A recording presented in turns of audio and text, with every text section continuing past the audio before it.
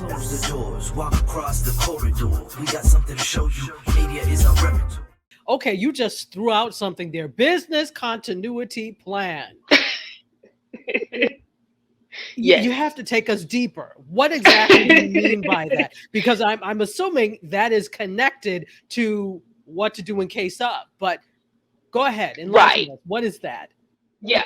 So I come from a corporate background, and it's something that I created when I was in corporate. I would see that corporations literally had emergency plans as bad as, but I like to call it a business continuity plan because that's exactly what it is. Those critical 24 to 48 hours after either something like that, an outage, or a natural disaster, a fire, anything like that happens, is so important in making sure that literally your business does not fall between the cracks and essentially it causes you to go out of business. I brought this up. This was probably around, I want to say 2016. I want to say when in Atlanta, Georgia, our major Interstate 85, collapsed, right? In the heart on the outskirts of downtown Atlanta. It impacted so many businesses, which quite a few of them were my clients. And as a result, because they did not have a business plan in place, they didn't have protocols and they were not prepared, essentially their businesses shut down. And it was such a drastic thing because they did not stay in contact with their customers, with their clients. So customers and clients were kind of just trying to figure out what to do. So that's where it's so important beyond us just talking to our audience and all that kind of stuff. We want to make sure that we have a plan in place in the event these social media platforms go down. What is it going to be? What is the process? And then also letting your team know what the process is. So a part of that continuity plan is also making sure that you have things offline. And I know when you mention offline to digital people, it's like, no, but now we are seeing how critical it is. So you want to make sure that you have a copy of your email list. You want to make sure you have a copy of your followers. Each of these platforms gives you the ability of downloading and exporting your content as well as your audience list. Some of them will also give you like just usernames. Download that. Make it a habit of doing it like at least once a month, right? Just to make sure that you have that and then you will save it in the cloud. Also, and I know, but save a offline copy, a physical paper copy as well. Making sure that you have your vendors, making sure that you have your customers, any important contacts, you want to have that information. I always use the example if you're going to remember the fire drills in school, and what Yeah, did you yeah. always see the teachers grab? Their binder. They didn't grab anything else outside the kids, they grabbed that binder, right? Exactly. The Exactly. binder was critical because it not only had the kids' grades and information in there, but it also had contact information to their parents, critical information to their teachers, to superintendents, as well as the procedures that they were supposed to uphold in the event of an emergency. So that's where all of that, for me, that's where all that derived from and why I push it so much with entrepreneurs because it's something that is very much overlooked. And as we just saw this week, so many businesses were not prepared for it and essentially lost money and lost customers and clients because they were not staying in contact with them. So grab your binder. Yes, grab Basically, your binder. grab your binder. Absolutely. So this is all really critical and this is all really important because you talked about making sure that you save things offline. Okay, so for Right. video people, definitely you should not rely on just having your videos uploaded to whatever social platforms or Oh what. my You should gosh. also have Correct. a copy on a hard drive that you Right. actually have. So have an Or even external if hard you're drive. Yeah, and Go ahead. absolutely. And even using a platform like Vimeo or any of those video hosting websites, right? Meaning Right, that that's another thing. specifically they utilize these platforms, and yes, you have to pay for it.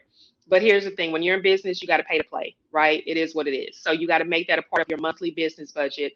But it's incredibly important for you to do that because you don't want to overload your website. Number one, the website domain, the hosting company that you're using, they're not going to allow you to overwhelm their servers unless you literally purchase a server, which the average small business owner does not have the financial means to do, or even the technical experience in knowing how to do that.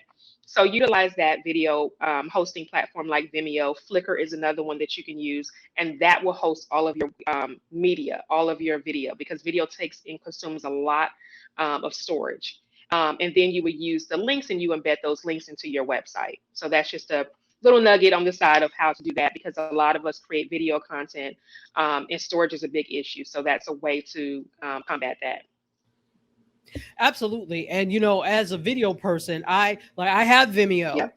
I store things on Vimeo, but I'm always, especially if I'm working on a project for a client, I and you could probably give some more insight into this, because I Hmm. have stuff in the cloud, but I always have stuff Right. myself too, just in Yes. case, even though the likelihood of, because your cloud storage is just a big server somewhere, the Right. likelihood of that going down is probably not as great as one of these sites that is Exactly. hosting. But I'm just Right. anal.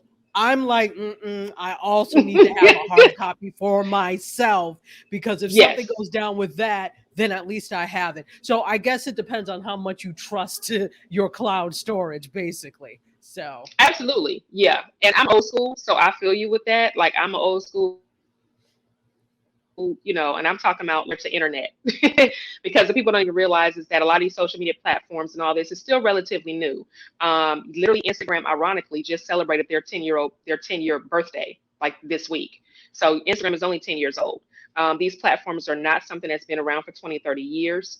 And so there are things that are going to happen with them, which is why you don't want to put all of your eggs in a basket, so to speak, with them. And at the end of the day, you don't own them. You rent the space. And the rent and space is rented for as long as they allow you to. So that's something in mind. Your website is something that you do own. It's yours. You purchased it. I tell people, I said, look at your website as like owning a house, right? It's your digital real estate. When you go into these social media platforms, it's like renting office space or an apartment, right? So it's only there for as long as they allow you to, and then you have to follow whatever rules that they place.